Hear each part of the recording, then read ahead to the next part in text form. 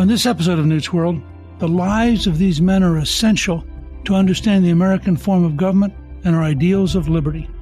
The Founding Fathers all played key roles in securing American independence from Great Britain and in the creation of the government of the United States of America. And now, the life of Thomas Paine.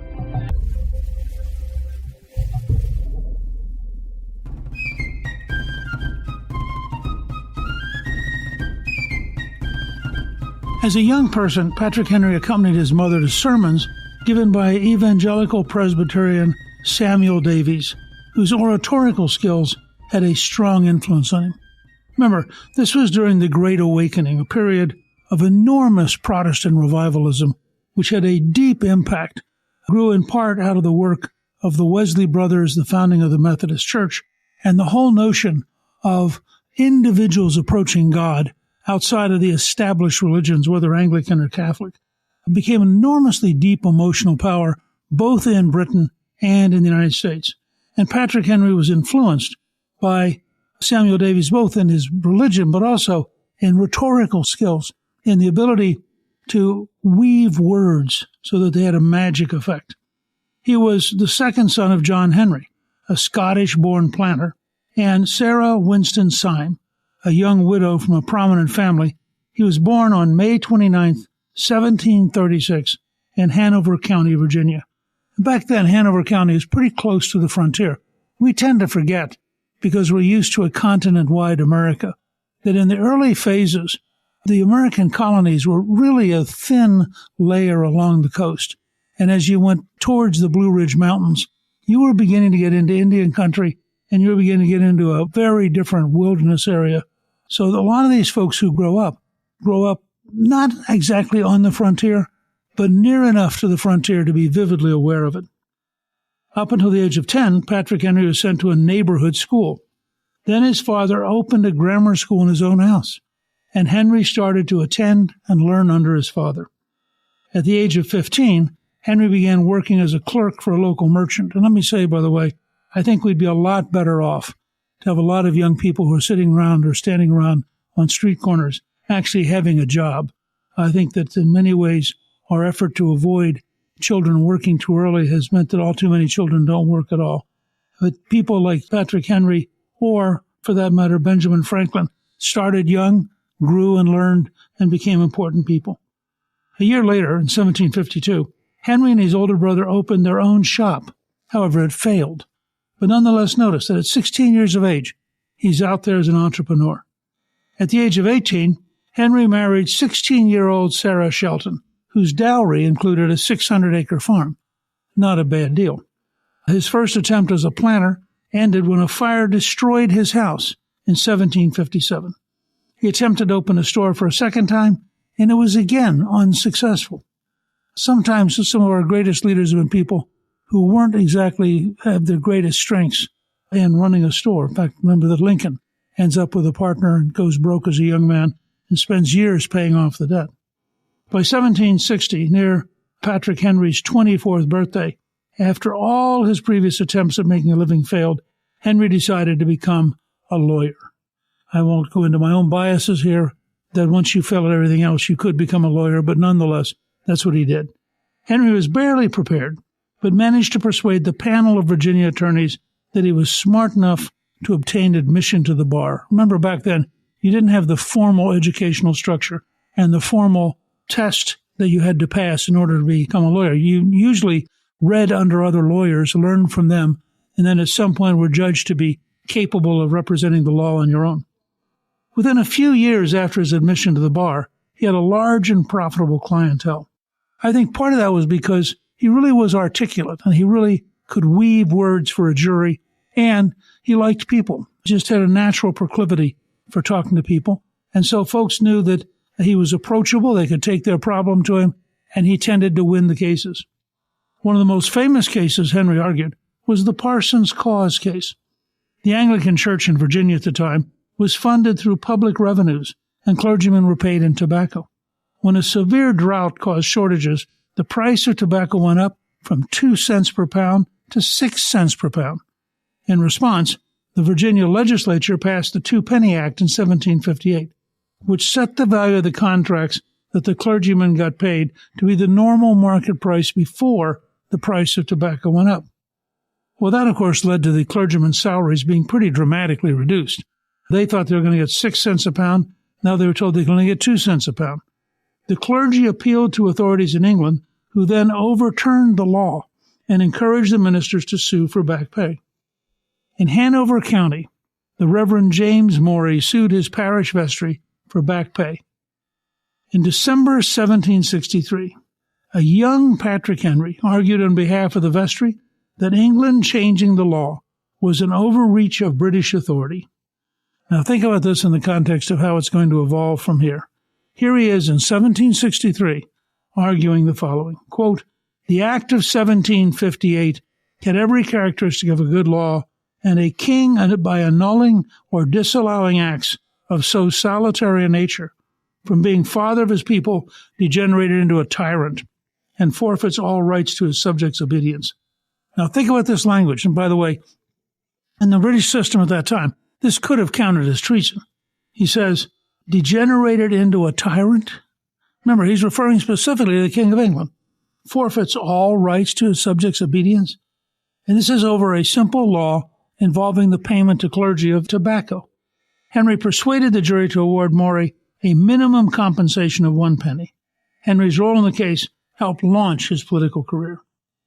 In 1764, Henry moved to Louisa County, where he was elected to the Virginia House of Burgesses. He was sworn into office on May 20th, 1765. And this is a very, very key time in American history, because later that month, that is May 1765, Parliament passes the Stamp Act. Now, what was happening was the British had spent a huge amount of money winning the French and Indian War, or the 7 Years' War was called in Britain. And in the French and Indian War, they had conquered Canada. So that had eliminated the primary threat of Indians to the colonists. The British attitude was, since we've now liberated you from this threat, we should have your help in paying off the debts we ran up during the war. The American colonists, of course, who, as Paul Johnson once said, probably had the lowest tax rate of any people in civilized history and resented every penny of it. The colonists were not particularly grateful. They figured the British king had won because that was to his advantage, and they had no interest in helping him pay off the debt. So the Parliament passes the Stamp Act in order to try to get money out of the colonies to pay off the debt that had grown up during the 7 Years' War. Henry authors the Virginia Stamp Act resolutions in response to the Stamp Act of 1765. During heated debates in the House of Burgesses, Henry compared King George III to both Julius Caesar and Charles I. Charles I, remember, is the English king who in the Civil War is beheaded, noting that George might, quote, profit by their example. Now, what's he saying? He's saying, well, Caesar, who, of course, was assassinated by people who feared he was going to become a dictator, and Charles I, who literally had his head cut off by his subjects. When you say somebody might profit by their example, he's kind of indirectly suggesting that the king might, in fact, lose his head and his life if he continues down this road. Henry introduced 7 resolutions. 5 of those resolutions he introduced during the debate. The 5th one was adopted by a margin of 1 vote. But the next day, under pressure from the governor, the House of Burgesses rescinded the resolution and had it erased from the official record. His 5th resolution read, now think about this because this is the very beginnings of the movement towards independence. Quote, resolved, therefore, that the General Assembly of this colony, with the consent of His Majesty or his substitute, have the sole right and authority to lay taxes and impositions upon its inhabitants, and that every attempt to vest such authority in any other person or persons whatsoever has a manifest tendency to destroy American freedom. Now, there are 2 things that are important about this. The first is this is an assertion that only the colonies can tax themselves, that London cannot tax them.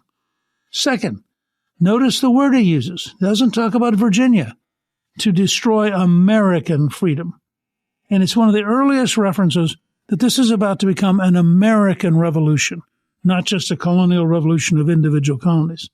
Virginia's royal governor, Francis Fauquier, prevented the publications of all 7 of Henry's resolutions, including the one that was struck from the record, from being published in the Virginia Gazette. Despite the governor's attempts to suppress this information, within a few weeks, Henry's resolutions were published in other colonies, including Maryland, Rhode Island, and Massachusetts. He's beginning to get a national audience for what he's saying and how he's doing it. Henry continued to serve in the House of Burgesses throughout the 1760s and the early 1770s. In September 1774, Henry and 6 other Virginia delegates traveled to the First Continental Congress. In all, 56 delegates from 12 colonies came to Philadelphia. Henry believed the colonies were on the path to war and declared, quote, "Distinctions between Virginians, Pennsylvanians, New Yorkers, and New Englanders are no more. I am not a Virginian, but an American." Now, this is a revolutionary statement, and you'll notice that when you get to the American Civil War, some 70 years, 80 years later. At that point, you have people say, well, Robert E. Lee's a good example. He breaks his oath as a West Point graduate to side with Virginia. So he didn't quite get what Patrick Henry was getting at, which is that Henry was an American now. He saw the future as all the colonies working together, not as a Virginia rebellion, but an American rebellion.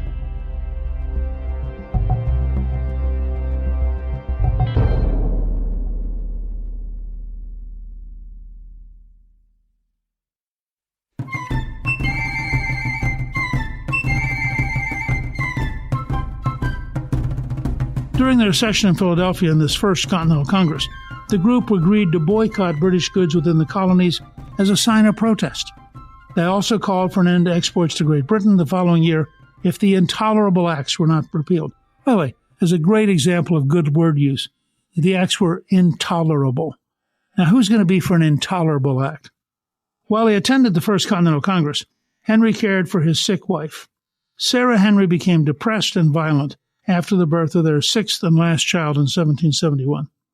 Rather than moving his wife to an institution, Henry kept her at home, and she was cared by an enslaved servant. She died in early 1775. On March 23, 1775, at St. John's Church in Richmond, Henry spoke at the Second Virginia Convention in response to interference of the Royal Navy brought in from the King's appointed governor, Lord Dunmore. Henry had discussed the need to form armed militias in Virginia in case British troops attempted to control the area. And this is an important note about the American Revolution. It is the existence of armed militias which enables the Americans to stand up to the British. If they had not had armed militias, the British would have crushed them easily. And that's why they wrote in the Second Amendment on the right to bear arms, because they understood the difference between an armed citizenry and a disarmed citizenry. It's not exactly known what Henry said during the meeting, but years later, biographer William Wirt in 1817 reconstructed the speech based on recollections of Thomas Jefferson and others in attendance. The end of Wirt's recollection ended with the famous "Give me liberty or give me death" line, but it's actually unknown if Henry actually said it. And that's pretty much drawing a line. Wirt's recollection of speech is this, quote, "No man thinks more highly than I do of the patriotism as well as abilities of the very worthy gentlemen who have just addressed the House. But different men often see the same subject in different lights, and therefore I hope it will not be thought disrespectful to those gentlemen if, entertaining as I do opinions of a character very opposite to theirs, I shall speak forth my sentiments freely and without reserve. This is no time for ceremony. The question before the House is one of awful moment to this country. For my own part, I consider it as nothing less than a question of freedom or slavery, and in proportion to the magnitude of the subject ought to be the freedom of the debate. It is only in this way that we can hope to arrive at truth and fulfill the great responsibility which we hold to God and our country. Should I keep back my opinions at such a time, through fear of giving offense? I should consider myself as guilty of treason towards my country, of an act of disloyalty toward the majesty of heaven, which I revere above all earthly kings. Mr. President, it is natural to a man to indulge in the illusions of hope. We are apt to shut our eyes against a painful truth and listen to the song of that siren till she transforms us into beasts. Is this the part of wise men, engaged in a great and arduous struggle for liberty? Are we disposed to be of the number of those who, having eyes, see not, and having ears hear not the things which so nearly concern their temporal salvation? For my part, whatever anguish of spirit it may cost, I am willing to know the whole truth, to know the worst, and to provide for it. I have but one lamp by which my feet are guided, and that is the lamp of experience. I know of no way of judging of the future but by the past.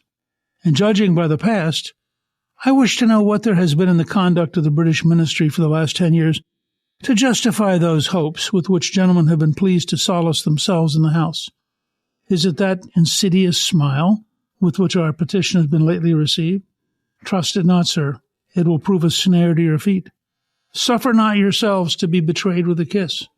Ask yourselves how this gracious reception of our petition comports with those warlike preparations which cover our waters and darken our land. Are fleets and armies necessary to a work of love and reconciliation? Have we shown ourselves so unwilling to be reconciled that force must be called in to win back our love? Let us not deceive ourselves. These are the implements of war and subjugation, the last arguments to which kings resort. I ask, gentlemen, sir, what means this martial array, if its purpose be not to force us into submission? Can gentlemen assign any other possible motive for it? Has Great Britain any enemy in this quarter of the world to call for all this accumulation of armies and navies? No, sir, she has none. They are meant for us. They can be meant for no other. They are sent over to bind and rivet upon us those chains which the British ministry have been so long forging. And what have we to oppose them? Shall we try argument? Sir, we have been trying that for the last 10 years. Have we anything new to offer upon the subject? Nothing. We've held the subject up in every light of which it is capable, but it has been all in vain. Shall we resort to entreaty and humble supplication? What terms shall we find which have not been already exhausted? Let us not, I beseech you, sir, deceive ourselves. Sir, we have done everything that could be done to avert the storm which is now coming on. We have petitioned. We have remonstrated. We have supplicated. We have prostrated ourselves before the throne and have implored its interposition to arrest the tyrannical hands of the ministry and Parliament. Our petitions have been slighted. Our remonstrances have produced additional violence and insult. Our supplications have been disregarded, and we have been spurned with contempt from the foot of the throne. In vain after these things may we indulge the fond hope of peace and reconciliation. There is no longer any room for hope. If we wish to be free, if we mean to preserve inviolate those inestimable privileges for which we have been so long contending, if we mean not basely to abandon the noble struggle in which we've been so long engaged, in which we have pledged ourselves never to abandon until the glorious object of our contest shall be obtained, we must fight. I repeat it, sir, we must fight. An appeal to arms and to the God of hosts is all that is left us. They tell us, sir, that we're weak, unable to cope with so formidable an adversary. But when shall we be stronger? Will it be the next week or the next year? Will it be when we are totally disarmed and when a British guard shall be stationed in every house? Shall we gather strength by irresolution and inaction? Shall we acquire the means of effectual resistance by lying supinely on our backs and hugging the delusive phantom of hope until our enemies have bound us by hand and foot? Sir, we are not weak if we make a proper use of those means which the God of nature hath placed in our power. The millions of people, armed in the holy cause of liberty, and in such a country as that which we possess, are invincible by any force which our enemy can send against us. Besides, we shall not fight our battles alone. There is a just God who presides over the destinies of nations, and who will raise up friends to fight our battles for us. The battle, sir, is not to the strong alone. It is to the vigilant, the active, the brave. Besides, sir, we have no election. If we were base enough to desire it, it is now too late to retire from the contest. There is no retreat but in submission and slavery. Our chains are forged. Their clanking may be heard on the plains of Boston. The war is inevitable. And let it come. I repeat it, sir, let it come. It is in vain, sir, to extenuate the matter. Gentlemen may cry, peace, peace, but there is no peace. The war has actually begun. The next gale that sweeps from the north will bring to our ears the clash of resounding arms. Our brethren are already in the field. Why stand we here idle? What is it the gentlemen wish? What would they have? Is life so dear, or peace so sweet, as to be purchased at the price of chains and slavery? Forbid it, Almighty God.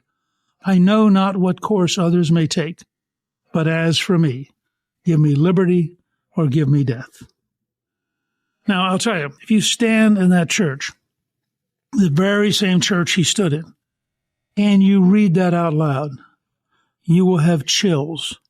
You will realize what a historic, amazing moment this was, and what an extraordinary leader and great orator he was. The convention passed the resolution to form militias to defend Virginia. Virginia's royal governor, John Murray, dispatched a company of Marines to seize the colony's munitions days after British soldiers marched towards Lexington and Concord for exactly the same purpose. The raid angered the Virginias, and Henry led his militia company towards Williamsburg to demand compensation for the stolen gunpowder. In response, Murray issued a proclamation on May 6, 1775, denouncing, quote, a certain Patrick Henry and a number of deluded followers who have taken up arms and put themselves in the posture of war. He also directed, quote, all persons upon their allegiance not to aid, abet, or give countenance to the said Patrick Henry, close quote. Of course, all this did is it made Patrick Henry really well known. It strengthened his reputation. The governor had, in fact, increased the power and the capacity of his opponent. On May 10, 1775, Henry attended the Second Continental Congress. Henry was asked to prepare the colony's final petition to the king, but his draft was considered too radical. Frankly, listening to that speech, you can imagine why. Fellow Virginia delegate Richard Henry Lee attempted a second draft, but Congress opted for Pennsylvania's John Dickinson's draft, which had a much gentler rhetoric. While Henry was in Philadelphia, the Virginia Convention created 2 provincial regiments and elected Henry colonel of the 1st Virginia Regiment and commander of the overall militia. Henry tried to recruit and organize the troops, but in December 1775, William Woodford in the 2nd Virginia Regiment was sent to challenge the British Army near Fort Norfolk in the Battle of Great Bridge. Henry, after being passed over for leading the battle, decided to resign his commission. Many of the soldiers he recruited threatened to leave because Henry was leaving, but he persuaded them to put the American cause first and accept their new leadership.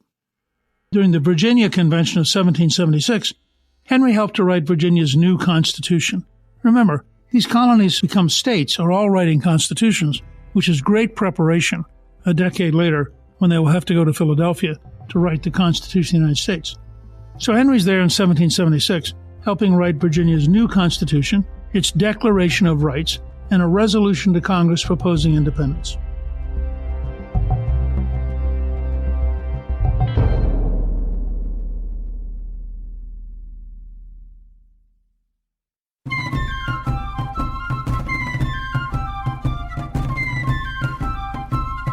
On June 29, 1776, Henry was chosen as the first governor of Virginia. As governor, Henry worked closely with George Washington to raise and equip forces. Henry was reelected twice for one-year terms and served as governor until June 1779, when he was succeeded by Thomas Jefferson. Henry remarried in October 1777, and he and his second wife, Dorothy Dandridge Henry, had 11 children together, adding to the 6 children from his first wife.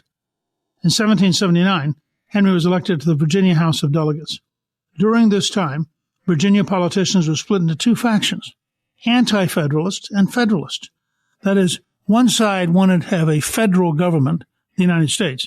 The other side wanted to strengthen the states and called themselves the anti-federalists because they didn't want a strong central government.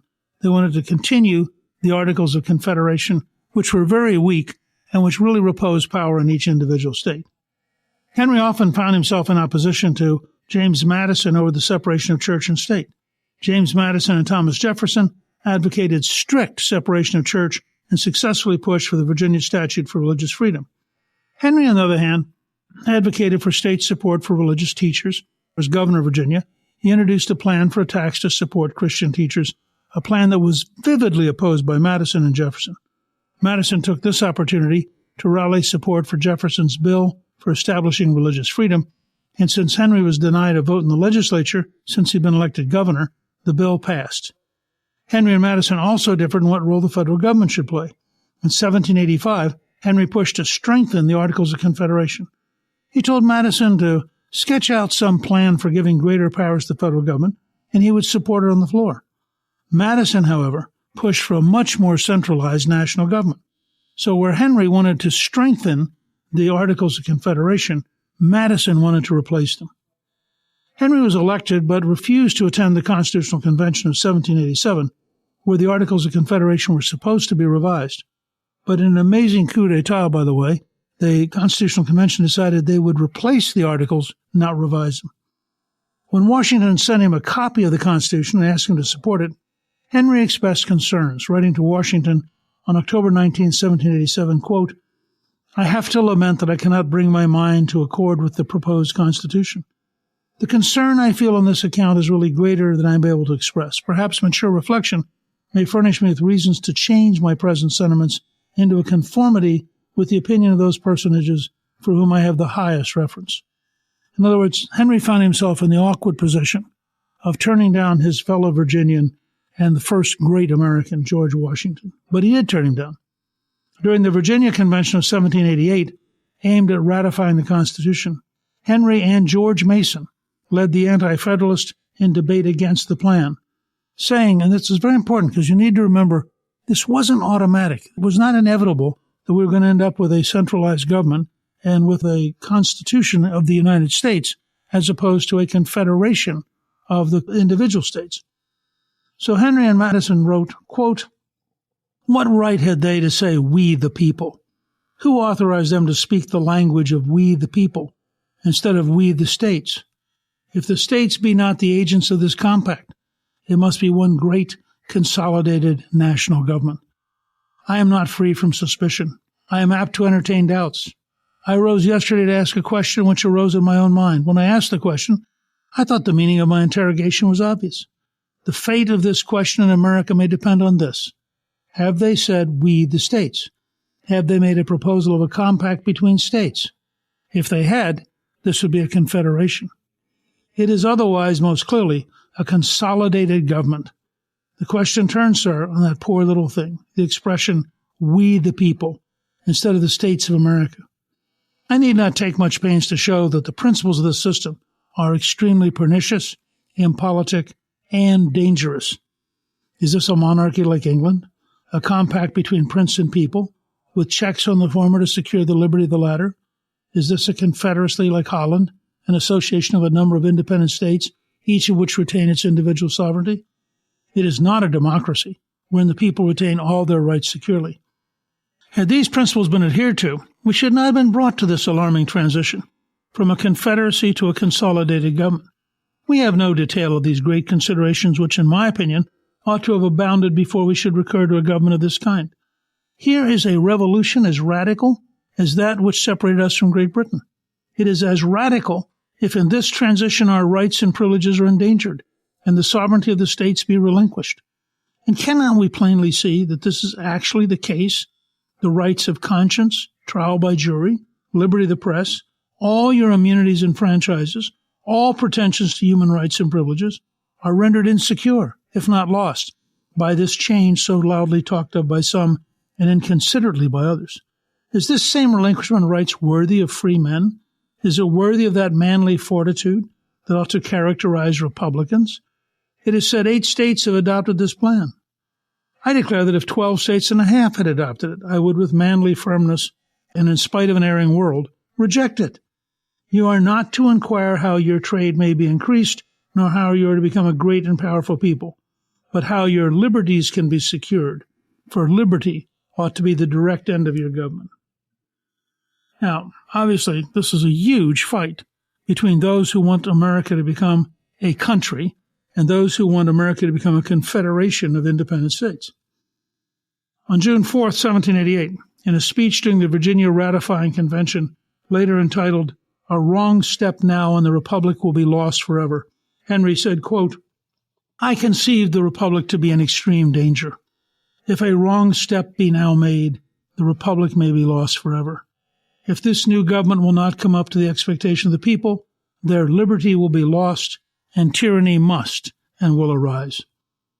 Henry was wary of the powers that the executive branch would have, saying during the Virginia Convention, quote, "If your American chief be a man of ambition and abilities, how easy is it for him to reduce himself absolute? The army is in his hands, and where is the existing force to punish him?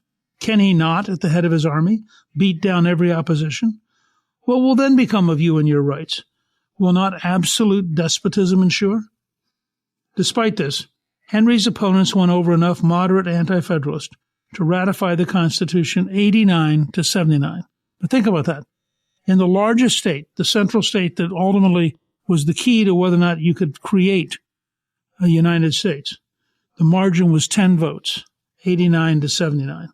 So even with Washington on the other side, even with Jefferson on the other side, there were still 79 Virginians who said no. In 1791, an ailing Henry retired from active politics. In 1793, Henry worked with John Marshall to defend a Virginia physician in a lawsuit by a British merchant house to recover pre-war debts. Henry won, cementing his reputation as a lawyer. Washington in 1799 convinced Henry to return to politics after the Kentucky and Virginia resolutions were passed. Henry stood again for election to the Virginia House of Delegates in the spring of 1799, and he delivered his last public speech on his election day. Quote, "If I am asked what is to be done when a people feel themselves intolerably oppressed, my answer is ready. Overturn the government.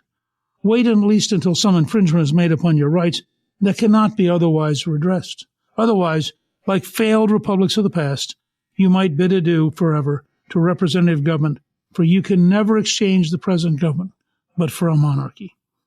Henry won the election, but he died on June 6, 1799, a few months before the assembly was to be convened. He was 63 years old. Henry left a small envelope with his last will and testament. Inside, in addition to his will, was a single sheet of paper with his 1765 resolutions against the Stamp Act. And on the back, he left a brief message about his resolutions. It said, quote, "The within resolutions passed the House of Burgesses in May 1765. They formed the first opposition to the Stamp Act and the scheme of taxing America by the British Parliament. All the colonies, either through fear or want of opportunity to form an opposition, or from influence of some kind or other, had remained silent. I had been for the first time elected a Burgess. A few days before was young, inexperienced, unacquainted with the forms of the House and the members that composed it. Finding the men of weight averse to opposition, and the commencement of the tax at hand, and that no person was likely to step forth, I determined to venture, and alone, unadvised and unassisted, on a blank leaf of an old law book, wrote the within. Upon offering them to the House, violent debates ensued. Many threats were uttered, and much abuse cast on me by the party for submission. After a long and warm contest, the resolutions passed by a very small majority, perhaps of 1 or 2 only. The alarm spread throughout America with astonishing quickness, and the ministerial party were overwhelmed. The great point of resistance to British taxation was universally established in the colonies. This brought on the war, which finally separated the two countries and gave independence to ours. Whether this will prove a blessing or a curse will depend upon the use our people make of the blessings which a gracious God hath bestowed on us. Pretty good line for today, too. On June 14, 1799, the Virginia Gazette announced the death of Patrick Henry, writing, quote, "As long as our rivers flow, our mountains stand, Virginia will say to rising generations, imitate my Henry." It's about as good a cause for liberty, for freedom, for thinking clearly, for having the courage to stand for what you believe, as anything I've ever heard or read. And Patrick Henry was essential in defining the cause of freedom, essential in establishing that we had to be a country that was free, and courageous in his willingness to stand up when necessary to the British King and when necessary to George Washington. He's a life worth studying, and he was a remarkable advocate for the freedom which we now cherish. Thank you for listening to Founding Fathers Week on Newt's World. You can learn more about Patrick Henry on our show page at newtsworld.com. Newt's World is produced by Gingrich 360 and iHeartMedia. Our executive producer is Garnsey Sloan, and our researcher is Rachel Peterson. The artwork for the show was created by Steve Penley. Special thanks to the team at Gingrich 360. If you've been enjoying Newt's World, I hope you'll go to Apple Podcast and both rate us with 5 stars and give us a review so others can learn what it's all about. Right now, listeners of Newsworld can sign up for my 3 free weekly columns at Gingrich360.com/newsletter. I'm Newt Gingrich. This is Newsworld.